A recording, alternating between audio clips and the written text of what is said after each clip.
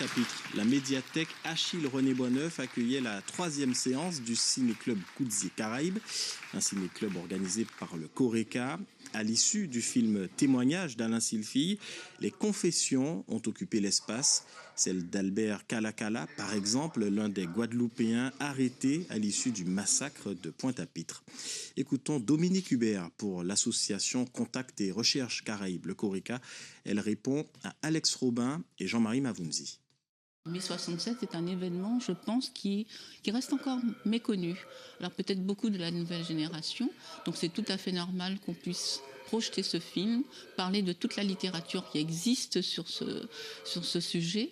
Et en plus, il y a encore des personnes qui ont participé et qui ont vécu cet événement de mai 67. Donc mai 67, c'est un peu avant mai 68. Donc ça dit beaucoup de choses. Donc on avait un peu anticipé, et c'est après l'Algérie. Donc voilà, ça se passe dans un environnement qui est très perturbé en France et pour le gouvernement français.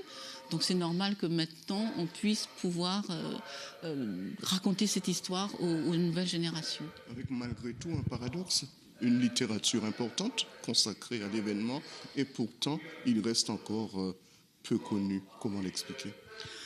Comment expliquer ? Parce que la littérature, c'est encore aussi un combat partout. Donc donner le goût du lire, faire comprendre aux personnes, enfin à la population, qu'il y a de la littérature qui existe, elle n'est pas forcément payante. Elle existe dans les médiathèques, dans les bibliothèques, et on peut aussi, dans les ciné-clubs, découvrir ce genre de manifestations. Et il y a de plus en plus d'éditeurs quand même en Guadeloupe qui publie des choses très intéressantes sur l'histoire de la Guadeloupe, sur l'histoire de la Caraïbe, toute cette histoire méconnue qu'on n'apprend pas forcément dans le cursus scolaire.